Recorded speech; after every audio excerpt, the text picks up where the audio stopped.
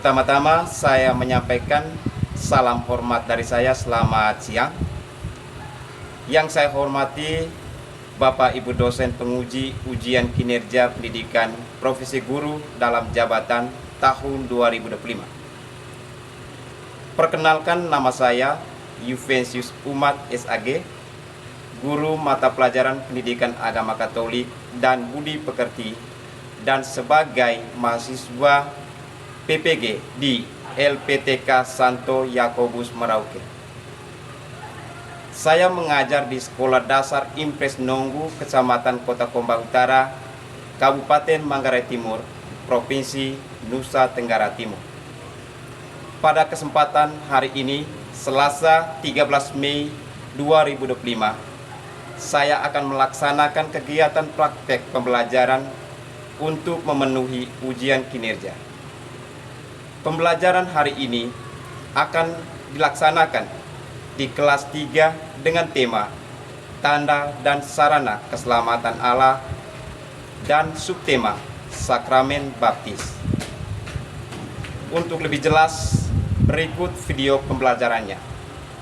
Saya mohon masukan dan saran agar kedepannya pembelajaran saya dapat lebih baik.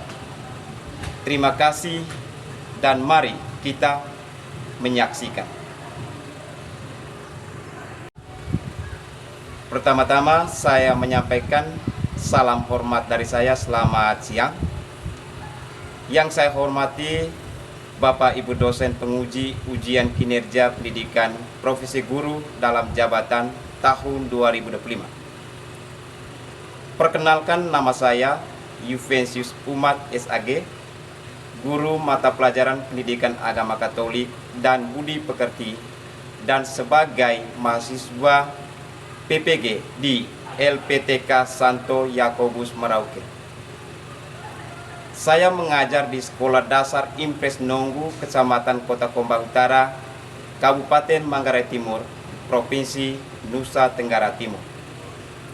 Pada kesempatan hari ini, Selasa 13 Mei 2025, saya akan melaksanakan kegiatan praktek pembelajaran untuk memenuhi ujian kinerja.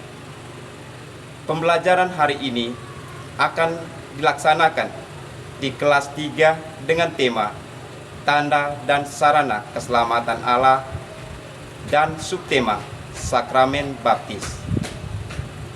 Untuk lebih jelas, berikut video pembelajarannya. Saya mohon masukan dan saran agar kedepannya pembelajaran saya dapat lebih baik. Terima kasih dan mari kita menyaksikan.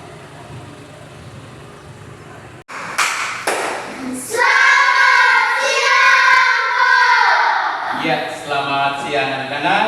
Selamat siang, Pak. Baik, terima kasih, silakan dulu. Terima kasih, Pak. Ya, sebelum kita berdoa, saya menyampaikan kepada peserta didik, kepada anak-anak, bahwa berdoa itu berkomunikasi dengan Tuhan. Maka kita harus mengambil sikap doa yang baik, ya. Sikap doa yang baik itu ya kedua tangan terkatut di depan dada dan pejamkan mata. Iya, berdoa mulai. Teman-teman, marilah kita siap berdoa. Bapa dalam khusus, amin. Bapa kami yang ada di surga, tetapi dilaksanakan nama Bapa Putra Kudus. Amin. Baik, terima kasih kepada Karin. Silakan duduk. Ya, silakan duduk. Terima kasih, Pak. Selanjutnya Pak Guru akan mengecek kehadiran, ya. Mengecek kehadiran. Mari kelas hadir semua. Ayo semua, Pak. Oke, hadir semua ya. Sebagai seorang pelajar, ya. Yang berikutnya Pak Guru akan mengecek kerapian dalam berpakaian. Pak Guru minta kepada anak-anak untuk berdiri. Berdiri. Coba Ya, lihat apakah pribadi anak-anak sudah rapi atau bagaimana, mulai dari sepatu, ya, apakah bajunya sudah isi dalam? Ya, terima kasih. Silakan duduk. Terima kasih, Pak. Ya, selain itu juga Pak Guru akan mengecek, ya, apakah ruangan kelas hari ini bersih atau bagaimana? Yang bikin kalian siapa? Iya, 3 orang ya. Bagus. Iya, rapi ya. Kita tepuk tangan dulu untuk yang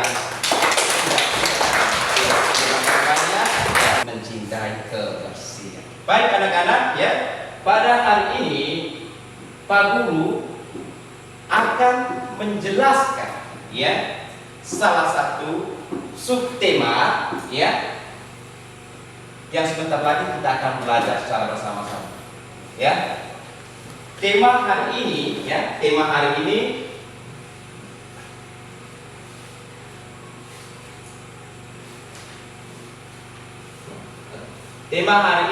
adalah tanda dan sarana keselamatan Allah ya. Tanda dan sarana keselamatan Allah. Sedangkan subtemanya adalah sakramen baptis. Coba lihat di buku siswa itu di halaman 6 ya. Iya. Oke. Di situ ditulis ya, yang perlu kita bicarakan pada atau belajar bersama-sama pada hari ini adalah sakramen baptis ya. Iya. Semester yang lalu kita sudah belajar tentang apa? Sakramen baptis. Berbicara tentang anak yang ya, di mana Tuhan ya mengampuni dan memaafkan bagi orang dan kita semua yang selalu melakukan atau tidak mengindahkan apa? Kebaikan Tuhan. Ya. Hari ini kita akan menjelaskan tentang sakramen baptis. Apa yang kamu ketahui tentang sakramen baptis? Iya, Rina. Sakramen pertama. Oke, terima kasih. Yang lain?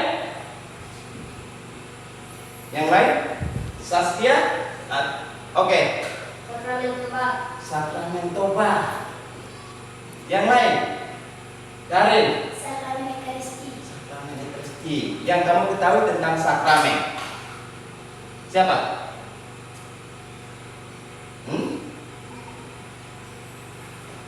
Oke, baik ya.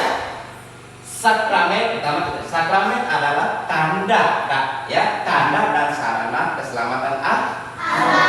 Tanda ya, tanda dan sarana ya. Allah hadir lewat tanda dan sarana yang kita lihat ya, dari tidak kelihatan menjadi dilihat ya, dengan tanda-tanda ya. Iya. Nah, dalam gereja Katolik ada 7 sakramen. Oke, baik. Anak-anak, hari ini ya, tujuan pembelajaran setelah anak-anak belajar ya, setelah anak-anak belajar, nanti anak-anak diminta untuk mampu ya, untuk mampu ya, tujuan pembelajaran kita pada hari ini ya. Yang pertama, peserta didik mampu mengenal tata perayaan sakramen baptis sebagai tanda dan sarana ya karya keselamatan Allah bagi manusia ya. Yang kedua, tujuan pembelajaran kedua ya, di mana peserta didik mampu bersyukur ya atas anugerah sakramen baptis sebagai bagian dari karya keselamatan Allah ya. Yang ketiga, peserta didik mampu menunjukkan sikap disiplin ya, sikap disiplin dalam ya merayakan sakramen baptis. Yang keempat, tujuan pembelajaran yang keempat adalah peserta didik mampu memperagakan ya tata perayaan sakramen baptis dengan benar. Ya, itu tujuan pembelajaran kita yang perlu ya anak-anak capai setelah kita belajar materi tentang sakramen baptis, ya. Baik anak-anak, supaya kita semangat, Pak Guru mengetes dulu, sesampai di mana semangat anak-anak. Coba berdiri, ya. Siapa yang tahu, yang lebih tahu, semangat? Siapa yang pimpin? Oke. Tepuk semangat. Ding ding ding. Dang dang dang. Dung dung dung. Ding ding ding. Semangat se. Aha aha ha. Aha aha ha. Aha aha semangat. Luar biasa. Silakan duduk. Terima kasih ya. Silakan duduk. Terima kasih Pak. Oke, baik ya. Sebelum saya menayangkan ya gambar sakramen baptis bayi dan gambar dewasa, baptisan dewasa, ya, bahwa sakramen adalah sarana atau tanda karya keselamatan Allah. Dalam gereja Katolik, ya, dalam ajaran gereja Katolik ada berapa sakramen? 7. Sebutkan. 1. Siapa yang tahu? Sakramen baptis. Sakramen baptis, Sakramen Ekaristi. sakramen Ekaristi, Sakramen imaman. sakramen imaman, Sakramen krisma. sakramen krisma, Sakramen perkawinan. sakramen perkawinan, Sakramen tobat. sakramen tobat, lagi satu. Sakramen pengurapan orang sakit. Iya, sakramen pengurapan atau penyihatan suci. Luar biasa. Kita tepuk tangan untuk orang ya. Ada 7 sakramen. Ya, ada 7 sakramen. Nah, pada hari ini kita menjelaskan cuma satu sakramen, yaitu sakramen baptis. Ya, sakramen baptis ya. Sakramen baptis itu adalah sakramen pertama yang kita terima untuk masuk sebagai anggota gereja, ya, anggota gereja, ya, itu. Nah, anak-anak, Bagul akan ya menayangkan video. Coba lihat ya, di sini ya. Di sini kita lihat ada gambar ya pembaptisan. Ada pastornya, ya. Ada pastor yang baptis ya. Ada bayinya yang mau dibaptis, terus ada bali dan orang tua ya. Di sini coba lihat baik, gambarnya. Lihat gambarnya. Itu. Ya. Terus sudah terlihat ya? Terang ya? Oke. Yang kedua, gambar dewasa. Ini. Ya. Tidak ya? Ada ya? Nah, ini gambar pembaptisan orang dewasa ya. Gambar pembaptisan orang dewasa. Ya. Nanti anak-anak akan menceritakan pengalaman. Nama baptis saya Yosef. Tempat tanggal kemandian nunggu 8 November 2015. Bapak Pastor LM Bernardus Paulus PR. Bapak pendamping Ferdi Jalang. Mama pendamping Media Terhimut. Saya dibaptis pada umur 1 tahun 8 bulan.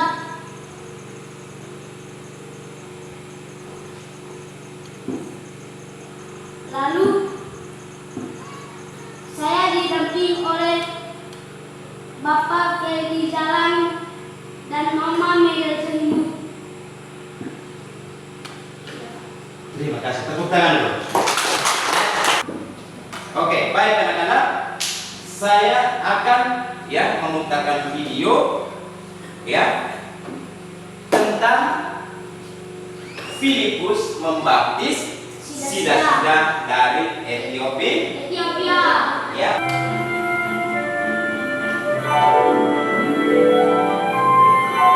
Cerita Alkitab hari Sudah segera hati, maka tentu saja tidak ada halangan untuk dibaptis. Ya, aku percaya bahwa Yesus Kristus adalah anak Allah yang sudah mati dan bangkit untuk aku. Maka orang Ethiopia itu menghentikan keretanya dan mereka turun ke dalam air dan Filipus membaptisnya di pinggir jalan. Setelah dibaptis, maka orang Ethiopia itu melanjutkan perjalanannya dengan sukacita karena ia sudah percaya kepada Tuhan Yesus dan diselamatkan.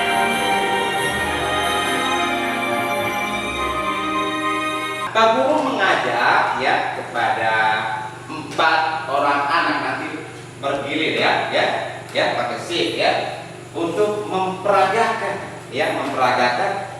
drama singkat tentang Filipus membaptis sida-sida dari Ethiopia. Tanya-tanya diambil dari bumi. Apa yang dikatakan Nabi itu tentang dirinya sendiri atau tentang orang lain? Lalu Filipus menjelaskan maksud kalimat itu dan memberitakan Injil Yesus kepadanya. Lihat, ada air di situ. Bolehkah aku dibaptis?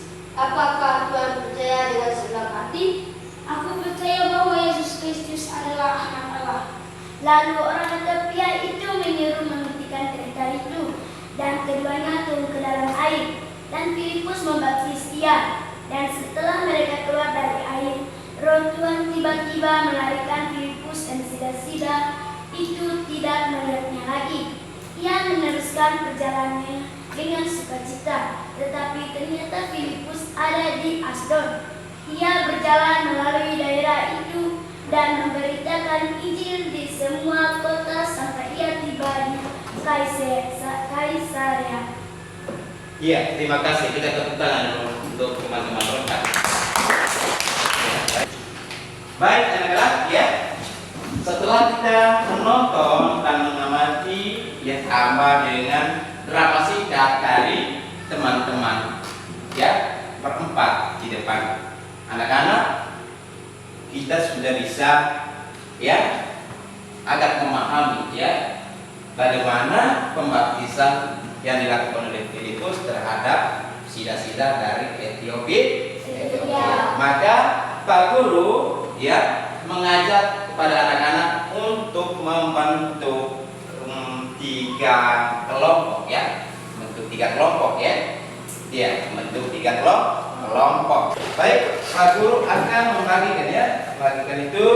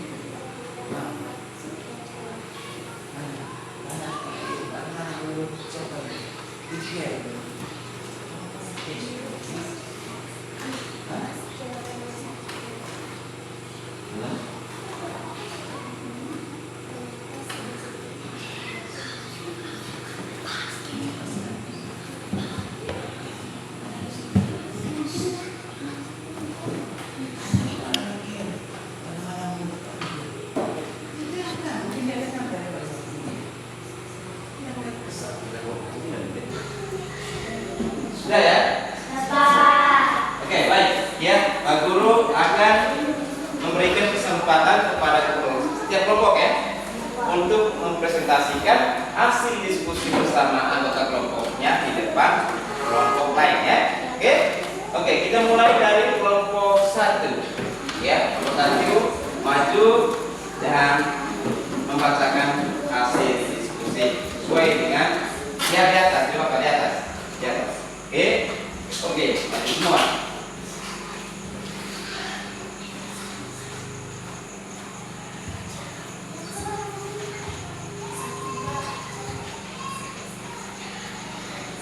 Selamat siang teman-teman. Kami dari kelompok 1 akan mempresentasikan hasil diskusi kami. 1. Apa tujuan sida-sida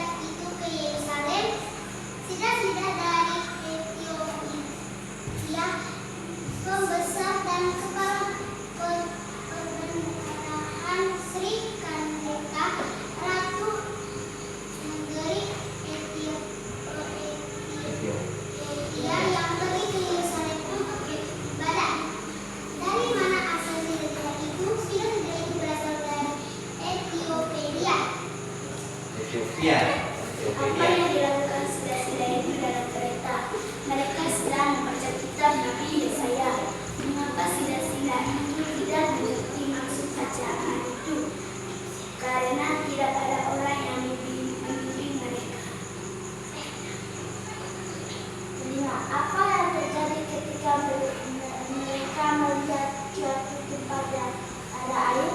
Orang Ethiopia itu menyuruh memasukkan kereta itu dari keduanya turun dalam air dan Filipus membaptis dia. Apa syarat agar seorang dapat dibaptis?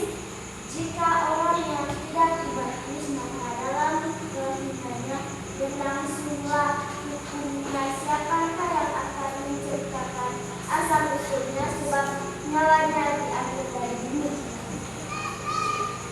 7. Apa yang terjadi pada Filipus setelah membaptis sila-sila itu? Tuhan tiba-tiba melarikan Filipus dan sila-sila itu tidak melihatnya lagi. Oke. Iya, terima kasih kepada kelompok 1 yang telah mempresentasikan hasil diskusi kelompoknya. Mari kita memberikan tepuk tangan untuk kelompok 1.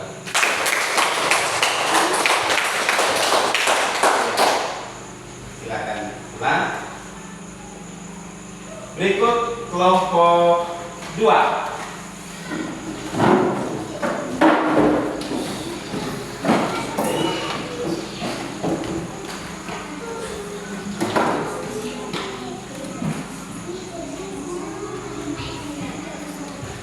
Teman-teman, saya akan mempresentasikan hasil diskusi kelompok kami.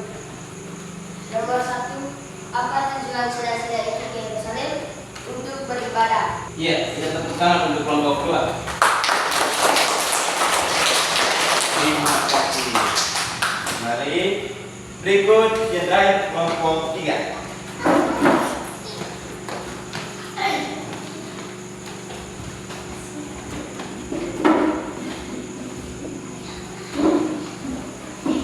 Selamat siang teman-teman, kami dari kelompok 3 akan mempresentasikan diskusi dari kelompok kami.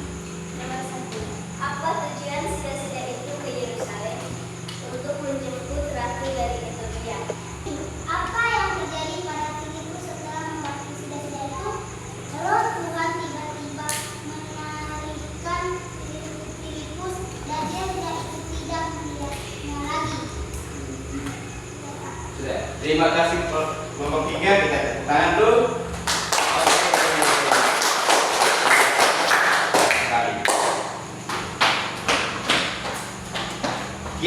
Ya, baik. Ya, anak-anak sudah mengerjakan lengkap kerja yang dibagikan oleh Pak Guru sesuai dengan pertanyaan yang ada di LKPD ya. Oke. Baik, ya. Filipus yang membaptiskan sila-sila dari Ethiopia. Intinya bahwa kalau mau dibaptis itu harus percaya kepada Yesus. Ya sudah. Iya. Sila-sila dari Ethiopia ketemu dengan Filipus Kau sedang apa? Padahal masih membaca kitab Yesaya. Mulai. Tadi di sekolah aku belajar tentang baptisan, tapi aku masih bingung. Kenapa sih orang harus dibaptis?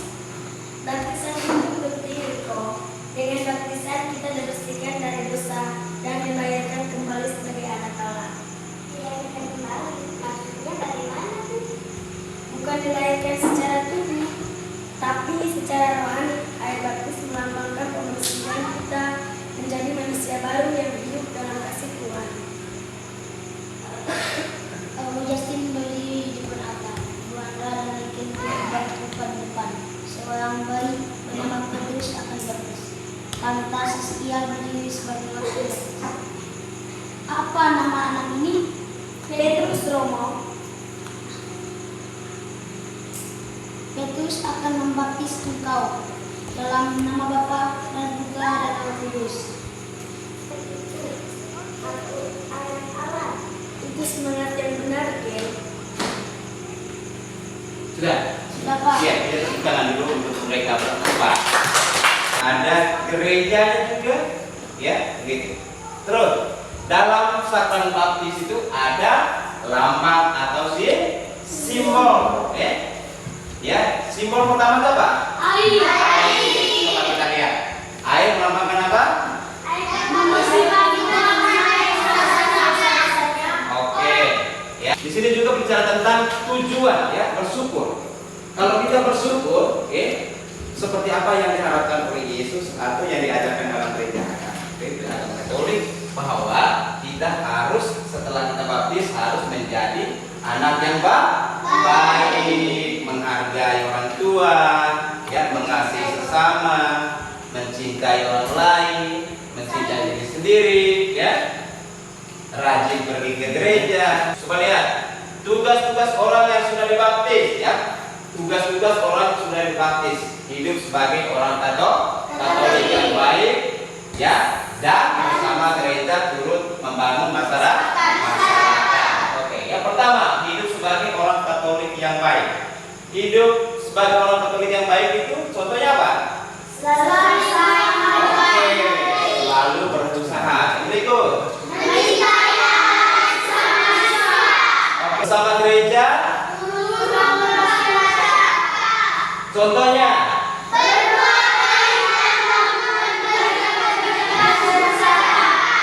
Berikut.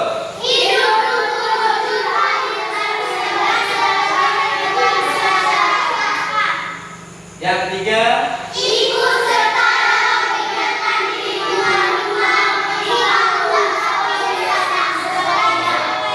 Oke, ya, itu ya.